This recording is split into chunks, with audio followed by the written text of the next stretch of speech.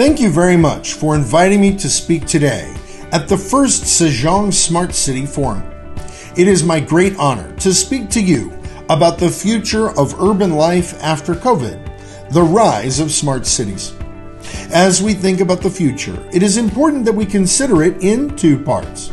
First, what will the future of the city be like after COVID? And second, how will we get to smart cities? Let's begin first with the topic of the future of urban life after COVID. And it begins with a simple question.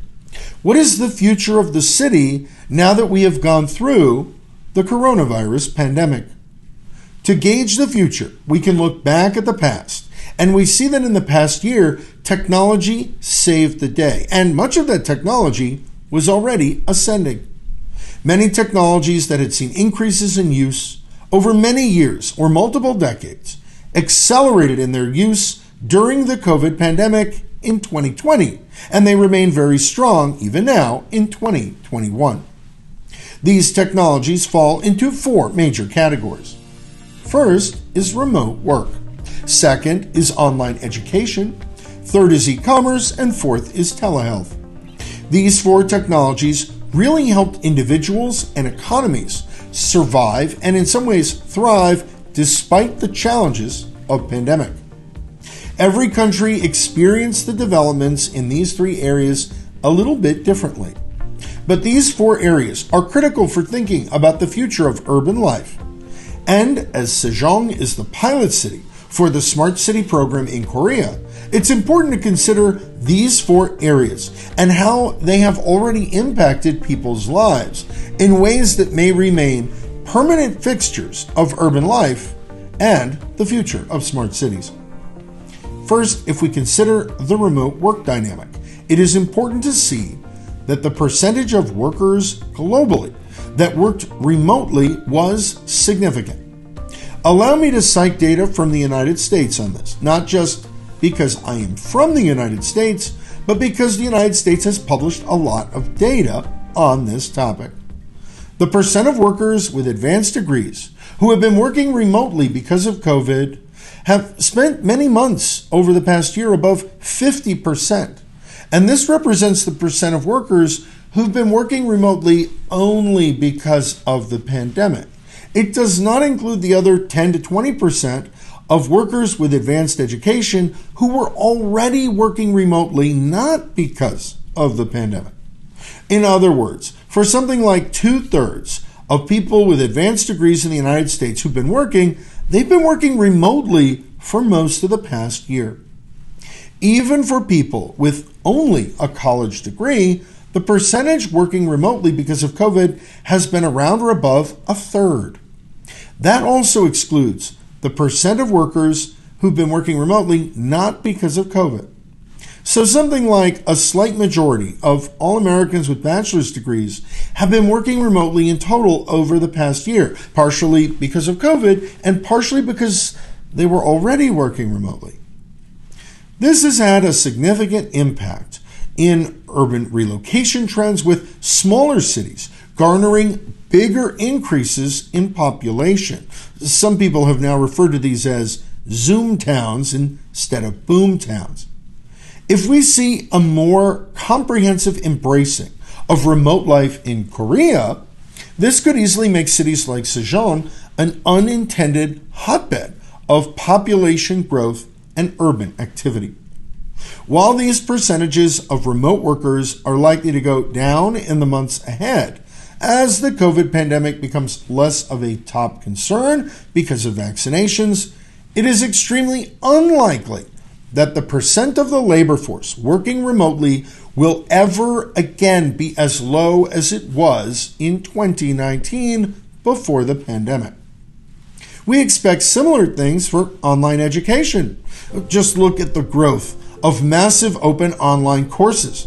There's been a rising trend that's been going on for a decade, and we know that online education increased drastically during the COVID pandemic. And this is something that we expect will remain a core part of life. In fact, even if the number of people who've been remotely going to college or high school or getting advanced degrees decreases in the years ahead, it will probably never be as low as it was in 2019 before COVID. Never again.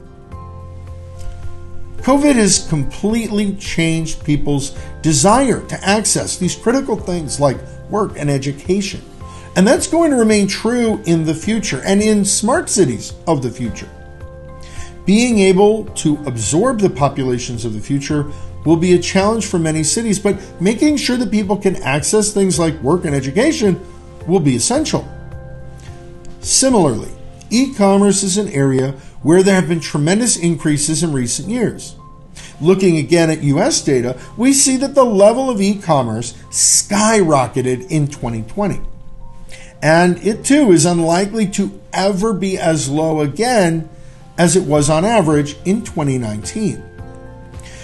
Even though there has been a slight decrease in the dollar value of e-commerce in the third quarter and fourth quarter of 2020 compared to the second quarter of 2020, the levels are likely to remain near the all-time highs and eclipse the 2020 records in the very near future. E-commerce is likely to remain permanently high, and that's likely to remain true for most economies around the world. As we think about the future of smart cities, a big piece of that is going to be making sure people can get what they need. Not just that they can work or be educated, but that they can get the physical goods they need to survive and to live. And this element of remote life is also likely to be a permanent fixture.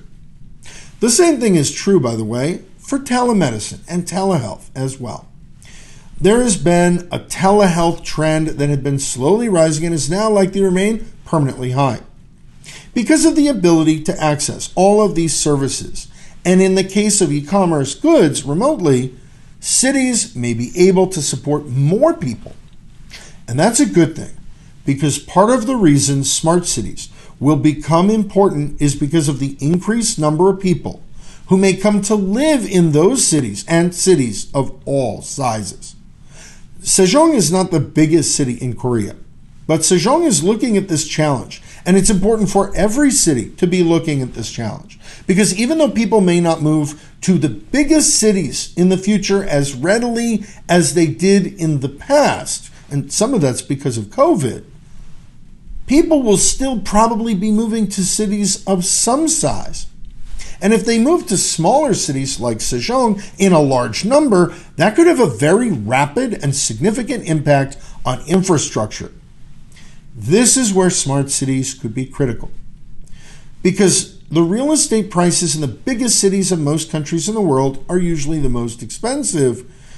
But if people want those amenities of cities, and they want on-demand services and conveniences and safety of being in cities, well, they're still probably going to move somewhere.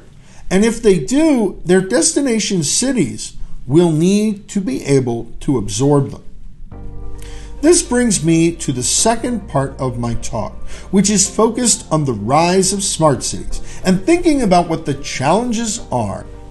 And this brings me to the second question of my talk, which is, what does the acceleration toward remote life and technological convenience mean for integrating technologies to foster the development of smart cities? In other words, all of this remote life that we've seen be rapidly adopted during and after COVID, what's that going to mean for smart cities? Well, before we go and dig too deeply on that, I'd like to share how the Futurist Institute defines smart cities. We define smart cities as cities that approach the challenges of the decades ahead with a futurist perspective, leveraging technology and data to improve and optimize resource allocation, infrastructure, and economic activity. So there are a few elements here that I think are really important. And as Sejong pushes forward as Korea's pilot smart city, it's important to keep in mind that the smart city piece isn't just about the technology, and it isn't just about the data, it isn't just about resources, it isn't just about infrastructure and government economics. It's about all of that stuff together. And this confluence of factors is what makes the development of smart cities both a complicated and simultaneously critical challenge. Part of the challenge is tied to demographic factors that are at play here and that are insurmountable. On a global basis, the population is likely to rise by around 2 billion by 2050 in less than 30 years. Plus, the urban population is set to rise during that period by 2 to 2.5 billion as well. In other words, we're going to have a lot more people on the planet. And maybe all of those new people and then some will be living in cities at the mid-century. Finally, there's a third critical piece to these future risks: limited resources. I often say that we inescapably live in a Rousseauian world where resource limitations are critical for the future. The truth is that there's only so much land, water, and other resources to go around. We don't have unlimited land, unlimited water, unlimited environmental assets. So we have to make sure that we efficiently use these assets, especially as the global population and urban populations rise. This is why using data and technology to maximize and optimize around the assets we do have is going to become so important. It's also why the Smart Cities Council has set their 3 core priorities for future urban living and smart cities as livability, workability, and sustainability. While these 3 goals are a solid framework for thinking about the preferred future of urban living in smart cities, I see a lot more moving pieces to the outlook and the prospects of smart cities. I see that there are driving factors and levers of opportunity, as well as important requirements. For the big driving factors of smart cities, I first think about convenience factors, like on-demand services, the remote ability to work, the remote education piece, the e-commerce, and all of those remote benefits. I think of the convenience that people will want. These are critical pieces of livability, but it's about more than just convenience. After all, remote work, education, e-commerce, those have become critical elements of life, and those conveniences are going to become increasingly essentials and more important in the future. The good news is that a lot of those technologies have existed for some time, and they have seen, as we discussed, tremendous recent adoption. Plus, they may get better and accelerate over time. But most importantly, a lot of those technologies are already there. And that's really good because people have embraced convenience. Without that technological acceptance, without that affinity and recognition of the value of convenience, smart cities will have a tougher time gaining support and acceptance. Now, the second big factor driving development of smart cities may be what some people call sustainability. But rather than just thinking of it as sustainability, I prefer to describe this critical driver of smart cities as perceived abundance. By this phrase, I mean that it does not matter how much water or land or food people have in a city. They need to feel comfortable with those resources and their relative abundance or lack of scarcity. Populations of cities need to perceive that those utilities, that those natural resources are there no matter what. They need to feel that there's as much water as they need, as much power as they need, and they need to feel that it's abundant and plentiful. Now, that doesn't mean they shouldn't be encouraged to conserve. Of course, they should conserve. And that doesn't mean we don't need to conserve more, because of course we do. We should actively engage in conservation, focusing on sustainability. But most importantly, you don't want the population of growing cities to feel like they can't rely on water, they can't rely on power, or that they're living somewhere impoverished. So you want people to feel that there is abundance in resources. And again, that's not necessarily wealth or money, but the physical things that people actually need, the necessities, the food, water, power, and shelter. Regardless of actual scarcity, the goal of smart cities should help to stretch those resources and actively foster perceived abundance. Finally, there's a third driving factor, which I think is also very important, and that's safety. This includes everything from feeling there's food safety, there's water safety, and there's available shelter, and the people have enough places to live, but it's also about cybersecurity. After all, we've got all this data, we've got all this technology of smart cities, and people also need to feel safe around that. Plus, there are also contactless technologies. Especially in the wake of COVID, those are going to become more important. There are a lot of different safety pieces in there, but they all matter. While I know some people just invoke the three elements of the Smart City Council to define the future as livability, workability, sustainability, I believe there's a lot more at play here for the future of cities. And while I think of the priorities and the driving factors of smart city development as convenience, perceived abundance, and safety, we also need to talk about the levers of opportunity that can get us there. I mean, what levers and technologies can help us take cities to smart cities? In my opinion, there are a few different kinds of levers of opportunity worthy of discussion. And the first thing really is data. Now we have the ability now to collect and analyze data to a level that has previously just never existed in our history. From storage to processing power and emerging AI, let alone future AI and IoT, that data is going to help us derive value and insights in order to make good decisions that inform smart city operations. That also includes, of course, data access to things like open data platforms. That's going to play an important role in smart cities. But so will a culture of data, which I'll talk about in a minute and which is also critical for smart city development. There are other important levers of opportunity as well, other technological necessities that are going to be critical levers and conditio sine qua non of smart city development. These include especially automation and self-driving vehicles.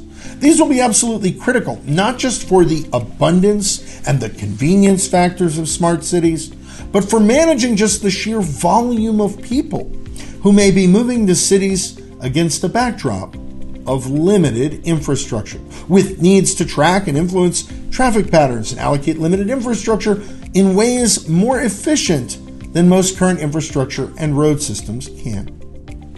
This is something we're probably only going to achieve when we get to a much more sophisticated AI system and automated fleet vehicles. When we get to those self-driving vehicles and automation technologies, we'll be wedding those physical technologies with AI and all the data that feeds into AI. Beyond the transport infrastructure, we're also going to need to lever data and opportunity with smart utilities and resource allocations. This is where we're going to need to have a very ecological and energy efficient optimized mindset and a way of approaching resource utilization that is going to address risks of limited supplies while engendering perceived resource abundance and security. But this is going to be a potentially Herculean challenge that will require some significant investments. We're going to see that data presents some of the opportunity for us to do more with the assets than that we already have. We already have the assets. We can do more with them with data. But there will also be some significant financial investments, especially for some cities with older infrastructure. That will be required. Finally, there is a lever of opportunity, something I've already talked extensively about, so I'm not going to talk too much about it here.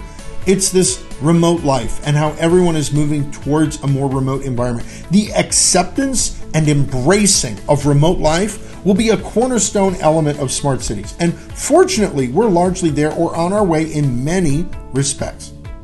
As part and parcel of the future of smart cities, we do, however, need to discuss the important requirements that get us there. I've already talked about some of these, but the most important requirements don't necessarily require as much money as you would think. There are things that do require financial investments like infrastructure And those investments depend very much on the age of a city and the age of the infrastructure. But some of the most important requirements are political will and societal acceptance. When it comes to smart city development and societal or strategic requirements, for example, I see embracing technology as a critical requirement. Fortunately, in the wake of COVID, people seem more willing to embrace technology than ever before. I know Sejong has the youngest average population of any city in Korea, and that's going to be a big positive. It's also true that coming out of COVID-19, despite the horrific nature of the pandemic, embracing technology and remote life is something that's already widespread, and it will be helpful for pushing smart city development. A second requirement for smart city development that's a bit more difficult is the culture of data. Simply put, it's one thing to collect a lot of data, but it's another thing to actually be thinking about data all the time and how to embrace data and how data can bring value when we utilize data in the right ways. This is going to be a critical element of smart city development. And for many organizations, it's not that easy to achieve. Next on the list is long-term strategic planning. I think we all know that not all people working in cities, governments, or businesses take long-term approaches to strategic problems. Very often, short-term decisions that are made can have long-term consequences, but the priorities aren't set right. This is why setting those right long-term strategic priorities can be critical. And if we think about the culture of data, integrating that with those strategic priorities can help smart cities be successful. Futurist thinking is another piece that doesn't require the same investment as new pipes and roads and bridges, but it's significant. Futurist thinking is about strategically laying out scenarios for different future eventualities and preparing for multiple potential futures, rather than just being tied to only one potential outcome. In short, it's about having the flexibility of mind to prepare for multiple potential scenarios. When it comes to smart cities, that's going to be important. After all, you don't want the people working on planning the future tied to just one potential future. Technologies will expand and accelerate. All of the businesses working on these issues, the governments and public-private partnerships need to be agile in the face of an evolving future, with all of the opportunities and risks that entails. Because the technologies we have are evolving and society is evolving, all of that is going to be part of a critical set of dynamics going forward. This is why thinking like a futurist, being prepared for multiple scenarios, and having that flexibility and agility of mind will be increasingly really important. Next on the list is the energy and eco-efficient requirement.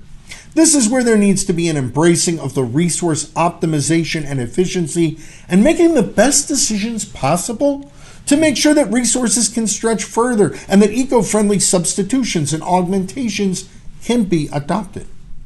We need to think about energy and the overall environmental footprint of increasingly dense urban environments in a way that we're confident we're making the right decisions to manage both more urban environments and more dense environments. And more dense urban environments, of course. Another requirement, of course, is government support. In many respects, smart city development just doesn't work if you don't have the support of the local government, as well as public-private partnerships to foster and nurture smart city development. Finally, and this is really what one of the most important areas where the government's probably likely to come in is, the supporting of infrastructure investments. If all the roads need new sensors, if new power energy infrastructure needs to be built, or if other infrastructure needs to be built or upgraded, government involvement will be critical, from regulation to funding. And of course, not all cities will face the same challenges. As you may know, I live in Texas, and we just had the worst winter storm in our entire history. Our statewide power grid was minutes away from failure, and many people were without power for several days in a winter storm with freezing temperatures. The water system was in even worse shape, and that left people in major cities like Austin, the city where I live, which is also the second most important technology city in the United States, completely without any running water for almost a week. This is because some of our water system included cast iron pipes from the 1930s. I mention this because different cities have different infrastructure assets. Some are newer and some are older. But if infrastructure upgrades are needed, they can be significant. And if we're committing to smart cities, we need to know that these investments may lie ahead. There might need to be some government support, incentivizing private investments as well. You may disagree with me about what I expect for the future of smart cities, but we're unlikely to disagree about the fact that companies respond to financial, tax, and government incentives. As such, if a certain outcome is desired, there needs to be some incentive for that outcome to happen, and there needs to be an acceptance of trade-offs that are accepted along the way to the intended goal, in this case, smart cities. Now, as we think about these driving factors, levers of opportunity, and the requirements that get us to smart cities, I think it's also really important that we think about what the implications of all of this are. All right, so first up, there's going to be technology everywhere. And I normally think and feel like there's technology everywhere right now, but I suspect 30 years from now, when we look at how much technology is in our cities, we will look back at this time in 2021 and think how absolutely primitive our medieval our cities were. Simply because we did not have the amount of technology today, the abundance of technology that they will have 30 years from now. I also think we're going to have sensors everywhere. I mean, we're going to need sensors measuring everything. There will also be data collection on everything in order to ensure that the technology optimized resource and infrastructure allocations and decisions are efficient. And of course, for any data system to yield the highest value and most optimized outcomes, good data, and a lot of good data, will be required. The system will require almost infinite good and valid inputs. And the longer the time series of inputs, the better. As such, the sooner we put sensors on everything and start collecting the data, the more inputs the system will have. And the sooner our smart cities will be able to think for themselves, informed by data, derived from sensors, and powered by AI. There are also other things that I've talked about and that I think are important implications. One is the government support that's required, as well as the physical infrastructure demands that might be critical to help bring smart cities to fruition. And then there's one final implication that I haven't yet talked about, but I think it's really important, especially for Korea. This is the fact that all of this push to smart cities globally, not just in Korea, but on a global basis, will result in significant increased ICT demand, as well as investment in the ICT space. In short, ICT could get a lot hotter because because of all of these increased demands on ICT from smart city development. I mean, it doesn't happen without the data, without the sensors, without the tech, without the computers, without the AI. All of that means ICT becomes important. And if we look at the global ICT market, as well as Korean trends in ICT, they've been going up. Plus, our forecasts are that they're going to go up further. The Korean ICT market is about 10% of global ICT, and that's a sizable chunk of a growing market, which will grow the industry trillions of Korean won in the years ahead. It's going to be big. So, how about that? I leave you with the not necessarily optimistic, but realistic expectation that there will be a lot of opportunities for ICT companies and for smart cities, as well as for the businesses, governments, and people that embrace the future of smart cities. There will be a lot of opportunities, and I think this means that opportunities will abound for Sejong and for Korea, not just because of the strength in ICT industries, but because of the importance of the pilot program we see in the SEJONG Smart City pilot program. I thank you again for having me here today to speak to you. It has been my tremendous honor. Thank you.